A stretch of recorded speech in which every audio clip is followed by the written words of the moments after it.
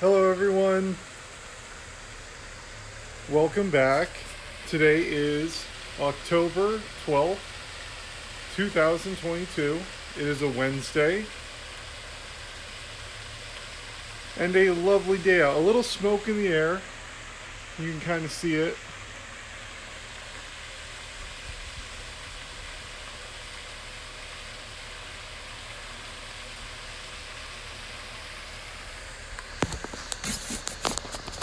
I'm going to a potluck later tonight. Let's review where we've been. It's been a couple days. The two hedgehogs have been captured, Ferdy and Cogs, and there is a search party out looking for them. And Bella and Martin are waiting back at Brock Hall for them.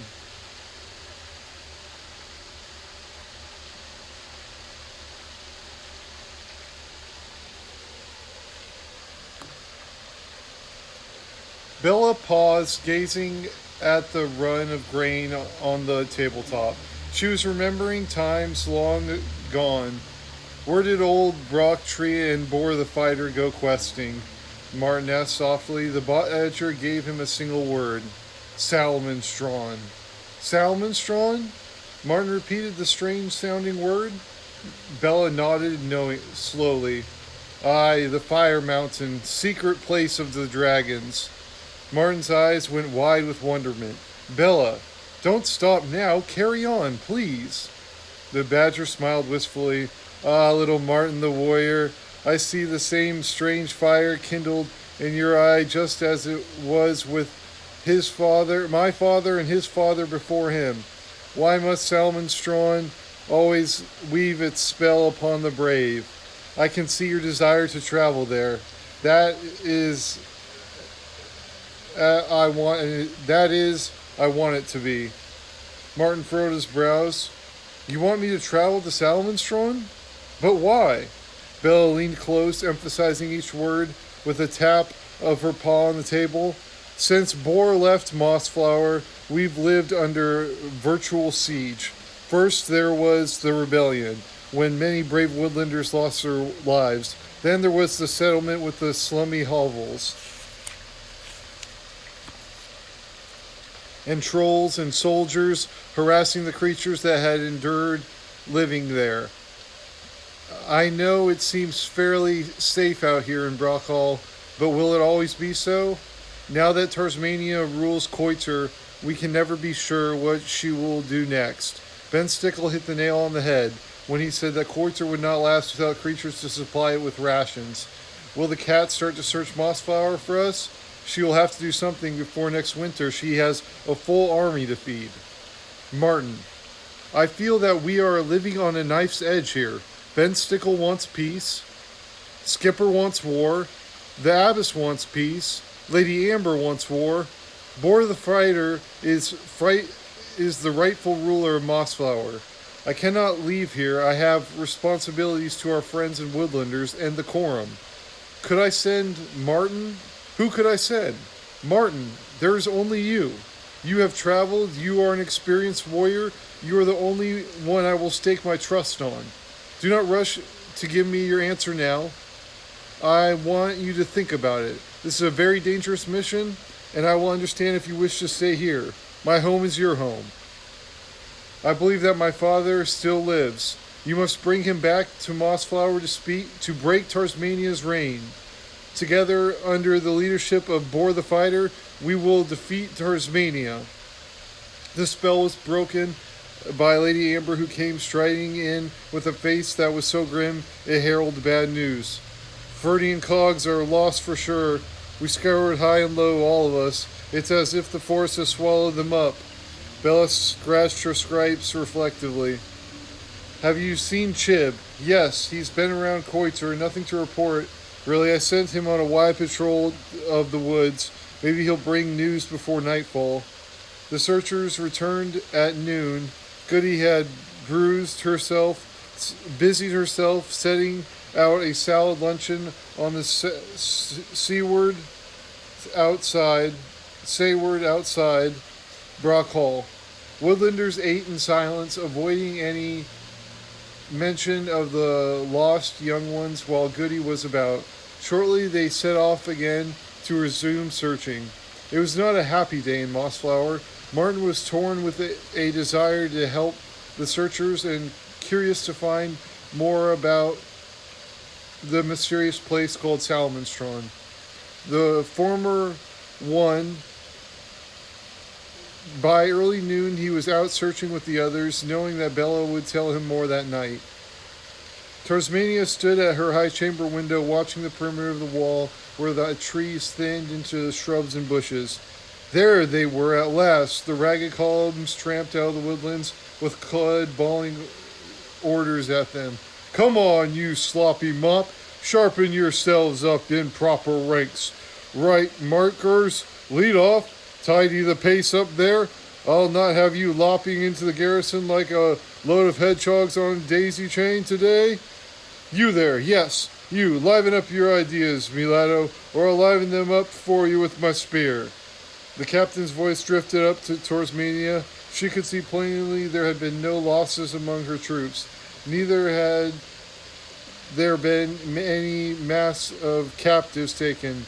In a sudden outburst of vicious temper, she slashed the wall curtain from top to bottom with her wicked claws before storming out down the stairs to the parade ground.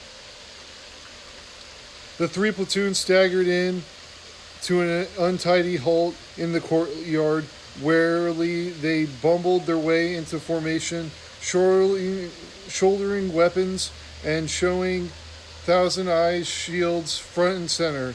Tsarmina checked her rush into the doorway and strode gracefully out with sinuously waving tail and baleful eye. A tremble rippled through the ranks as they stood stiffly to attention. All its front they saluted jointly. Hail Tsarmina, Wildcat, Queen of Thousand Eyes, ruler of all Moss.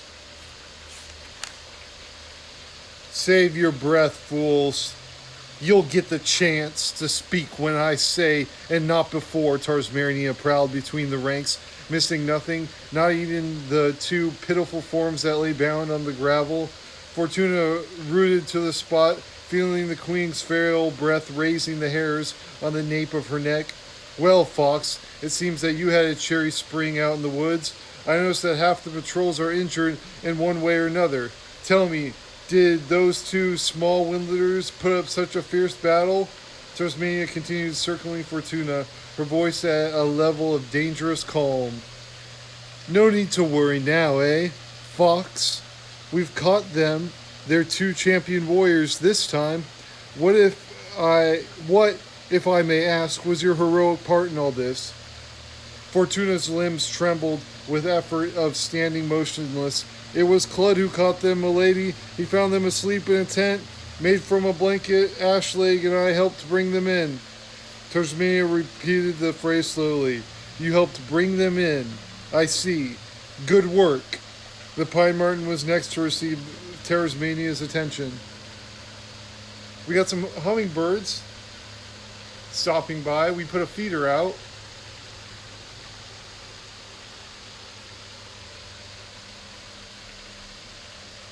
Ah, my fearless ashen leg. You must be in great pain. Did one of those two rogues nibble through your wooden leg? No, Majesty, that just happened when my patrol was attacked by Fortuna's command in the night. Ashenleg blurted out, surprised at the shrillness in his own voice. Tsarmina widened her eyes in mock horror. How awful! We attacked ourselves in the dark? No doubt it was all a little mistake. That's right, milady. Just a bit of mistake. It could have happened to anyone, really. Fortuna protested. It sounded hollow. The wildcat turned her back on the wholesome scene, paused, and akimbo, she stood staring out towards Mossflower. When she eventually spoke, her tone dripped sarcasm and controlled rage. Get out of my sight, all of you idiotic scum. Down on your bellies and crawl back into the barracks like the worms you are. That way I won't have to look at you or at your thick, gormless faces slobbering excuses at me. Go on, clear off the lot of you. Fortuna, Ashleg, Clud, bring the prisoners up to my chamber. Less than a minute later, Aguilar stirred on his spruce branch and blinked owlishly, aware that he had missed the chance of snatching a quick meal from the parade ground. He dozed off again in the hot afternoon sun as Chib shot across in front of him. Bound for Brock Hall in safety, the tiny red-breasted spy had not missed a single word or movement of what took place on the parade ground. A group of sad-faced creatures sat in the main hall of Bella's home. Knopf tossed the blanket and empty cordial over the table in front of the quorum leaders. Found him over the west, and halfway between here and Koiter. The place stank of weasel and ferret, lots of tracks, and a big party, I'd say. Anyone got more news? Bella looked around at the searchers who had returned, checking that the Stickles were not present. She kept her voice low. Chib saw them trussed up on the parade ground at Koiter earlier today. There's no doubt about it. Ferdy and Cogs have been taken prisoner. They were carried off to the Woodlands chamber for probable questioning. Skipper slammed his paw against the hearth. Mates! It doesn't bear thinking about those poor little fellows in the vermin's brig. Columbine's voice had a sob in it. Well, we'll tell Ben and Studi what we'll tell Ben and Studi, Goody, poor creatures. Knopf was in no doubt at all. Tell him we'll rescue little Ferdy and Cogs back straight away. That's what we'll do, mateys. There was a roar of approval. Bella called for silence. Please, Knopf, be sensible. I'm certain that the Quorum will agree to mount a rescue operation as soon as possible, but first let's not run off and do anything reckless in the meanwhile. It would only end up in more prisoners being taken or lives being lost. Bella is right, Abbess Germain put in. I suggest that you let me preside over the rescue operation. We can all use all of you, especially Chib. He will be of more value to us than ever before. Meanwhile, let us keep our hopes high and tempers in check. Bella is very busy working on something else for our benefit with Martin. They must be excluded from the rescue attempt. Bella was astonished. She looked blankly at Germain. The abbess smiled back at her. I was out taking the air in the woods early this morning. I was too out taking the air in the woods this morning. Bella bowed to the abbess. Thank you for offering your help, old friend. Bella and Martin retired to the study. Immediately, Bella closed the door. Martin turned to her. Bella, I've decided. I will find Bor the fighter. I will undertake the journey to Salmonstrong. Bella took hold of the warrior's paw. Are you sure you want to do this, Martin? Martin nodded firmly. For you and all my friends in Mossflower, I will find this strange place, even if it is at the world's end, and I will bring back your father, Bor the fighter. The door swung open. Knopf entered, rubbing a paw to his ears. Funny things, doors. Sometimes it's as if they're not there and you can hear everything. By the way, Miss Bella, I'm surprised at you. Fancy sending my matey off on a quest without an able-bodied assistant. Martin hesitated. We have hummingbirds stopping by. Next time, when we're more friendly with them, because we just put up the hummingbird feeder, and they're starting to come by, but when they get more comfortable with me singing, and generally joshing around in the air,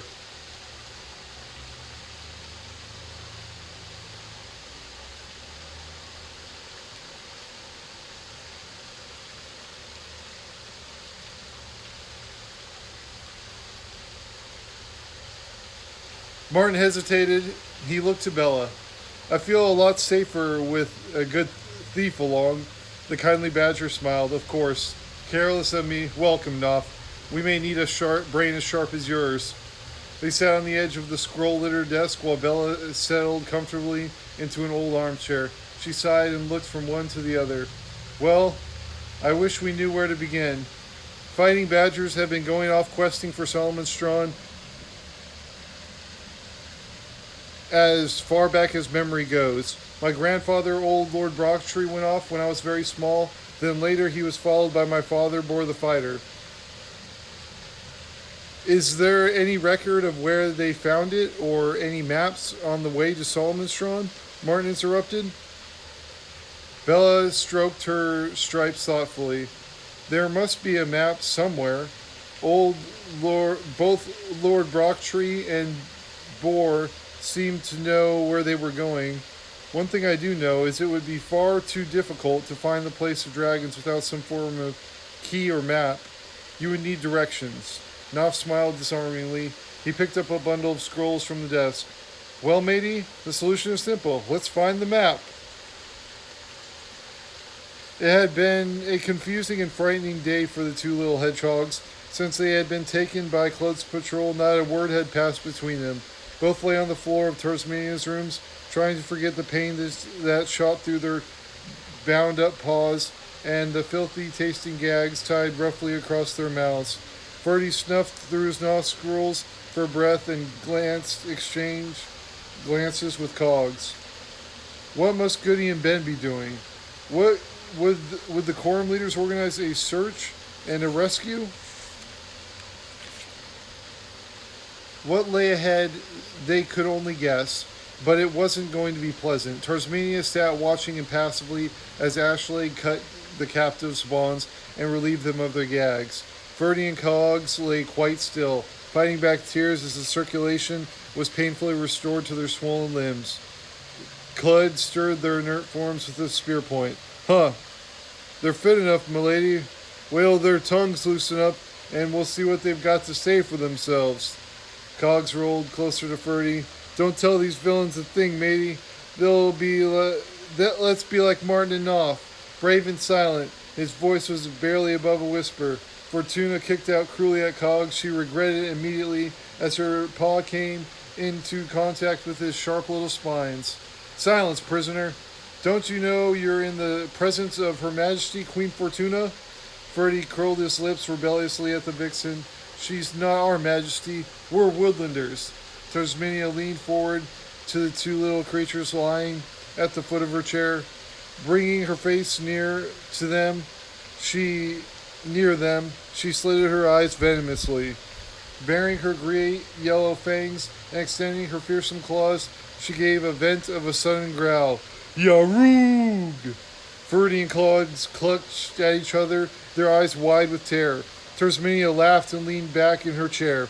Now, my two little woodland heroes, let's begin, shall we? The woodland's cat's expression became almost benevolent. She took a tray of food from the table with it, sat it with it in her lap. You, Ferdy, or is it Cogs? Wouldn't you like some milk and biscuits, a rosy autumn pie, or perhaps maybe you prefer some dried fruit and nuts? Look, they won't hurt you. Tsarmina bit into an apple, washing it down with a draught of milk. The two hedgehogs gazed longingly as she ate. They had not tasted food since dawn that morning. Tsarmina selected a biscuit, tossing the apple aside. She nibbled daintily, flicking crumbs from her whiskers. Ferdy licked his lips. Cogs nudged him warningly. It's probably all poison. Don't touch it. Tsarmina placed the platter on the floor close to them. Silly. If it were poisoned, I'd be ill now. Try it yourself. It's all from my special store. All I want is that you tell me about your woodland friends. Cogs yawned and muttered wearily. Don't tell her anything, matey. Not a word. Ferdy yawned. Tsarmina sat watching the two young captives. Their eyelids were beginning to droop as she decided to try another angle. Stretching luxuriously, she yawned and snuggled deeply into the big cushioned chair. I bet you two are tired. Wouldn't it be nice to lie down on a piece of clean, fresh straw and sleep for as long as you please? You can too. It's quite simple. Really, you must tell me about your friends, who they are, where they live, and so on. I won't harm them. You have my word. They'll thank you for it later when they are truly free. What do you say? Ferdy blinked hard, fighting back sleep. Our friends are already free from you. Tsarmina controlled her mounting temper by burying her claws into a Russell apple. That's as may be, but consider your own position. You two aren't free, and you're likely not to be until you get some sense into your heads and answer my questions. Do you hear? The wildcat's threats fell upon deaf ears. Ferdy and Cogs lay with their heads resting against each other, nodding slightly as they snored. They were both fast asleep. Clud touched them gently with his spear butt. Huh. It beats me why they don't stir 'em up and give 'em a taste of your claws, milady. That'd soon make 'em talk. Tsarmina's voice was tinged with heavy sarcasm. You think that, thickhead. How long you'd suppose they'd last with that treatment? These two are valuable hostages. Carry them down to the cells and lock them up tight. We'll see if they're hungry enough to talk business tomorrow. Genevieve heard the sound of an upstairs door opening. Someone was coming. It was Clud, accompanied by Ashenleg and Fortuna. A key turned into the lock of the cell of the Wildcat's immediate left. He heard Clud's voice giving orders. Right one there, and one in the cell on the other side of the prisoner, whose name must not be mentioned by my lady's orders. They must be kept apart. When the trio departed, Genevieve reflected upon this new development. Whoever the prisoners were, he knew that Chib the Robin would be interested next time he visited Koiter. Retro Style 7, what's good?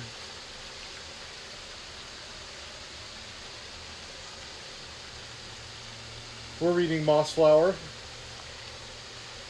We just finished chapter 17, and we have a beautiful hummingbird feeding on the feeder. I think it's a lady hummingbird because its face is all bright and pink.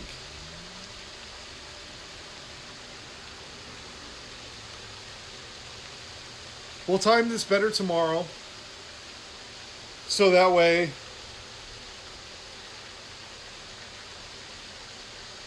we can catch the hummingbirds when they're out here.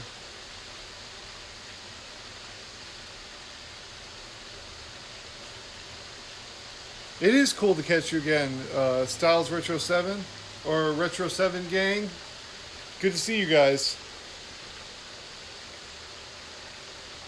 That was all the reading I was going to do today. I have a potluck I'm going to today. Going to be eating, I think, barbecue.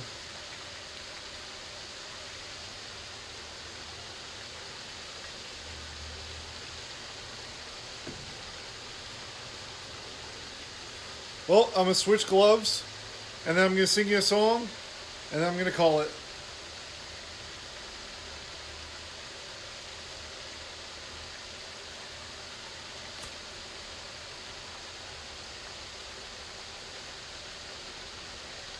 Every Wednesday we do a get together and we have like a potluck where they do barbecue, sometimes they do enchiladas, they do scallops and pork, a lot of good stuff. Lumpias.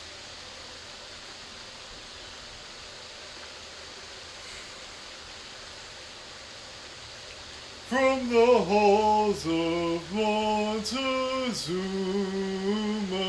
to the shores of Tripoli, we fight our country's battles in the air, on land, and the sea. First to fight for right and freedom, and to keep our honor clean.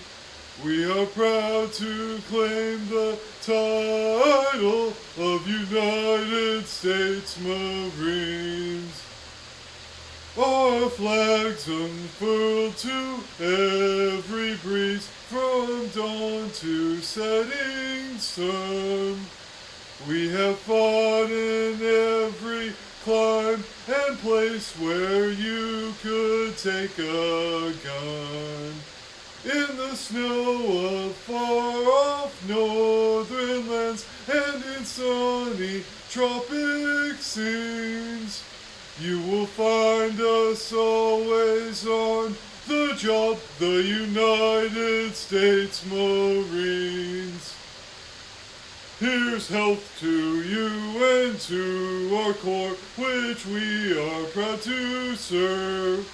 In many a strife we fought for life and never lost our nerve. If the Army and the Navy ever looked on heaven's scenes, they will find the streets are guarded by United States Marines. Semper Fi. Hoorah.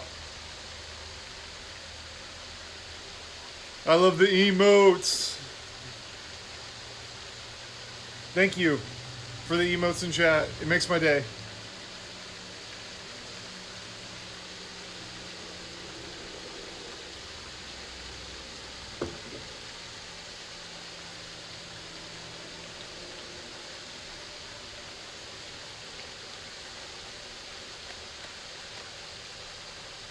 Nice one, bro. Right back at you.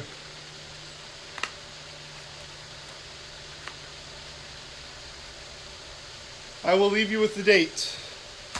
It is a Wednesday. It is the 12th, 2022. And it's October.